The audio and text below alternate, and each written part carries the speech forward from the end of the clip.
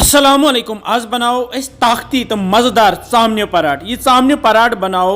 ओट मांडने बगैर। यह चामने पराठ बह मजे मजे बनावान पत खेनावान गरिक सारी बाज। वमेद तुह तीनो यम पराठ पसंद तो तुह त बनाइयो। पक्यो करो शुरू। पराठ बनाने बापत यम सारी चीज तैयार थमित कर। मे निमुत यथ कवल मज यह गेव बे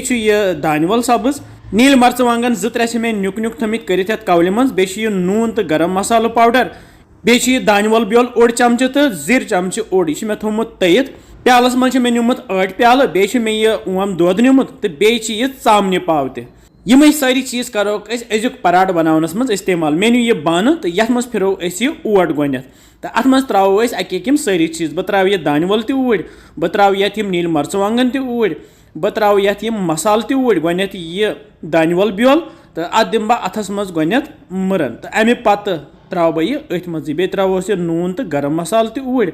मे थो यथ बानस पे यह मुज क्रोंड तो यह चामन गशो ये मुज क्रेंडिस पे यथ कन मुज गशान इथे कन गशोन चामन तो यह चामन त्रो ये अटिस मज यम सारी मसाल त्रो यथ मज यह ओम दोध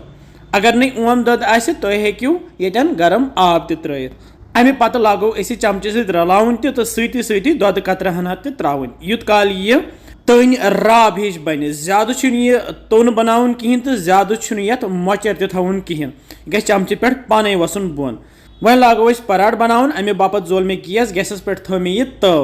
यह चौचे तव यथ मत बह गोनथ गेव मथो सरसी अम सत लाड़ न पत यह पराठ तल कहें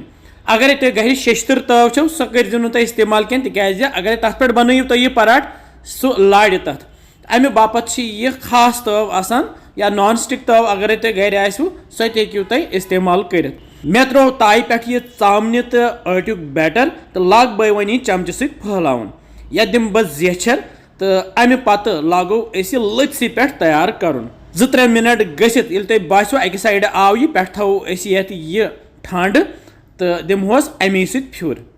तो अक साइड आव यह वन अनोन बे साइड तो अक साइड मथो गेव मथो हना ज्यादा पहमत यह बह ये घर कुली गेव इस्तेमाल करान कोशिश गई करें घर कुछ गेव करो इस्तेमाल तिज सह ताकती तो दोयो साइडो ये बनाओ बाकी पराठ तो खेमोक चाय सत बने बड़ 2 पराठ तो यथ सत खेमो जम दोध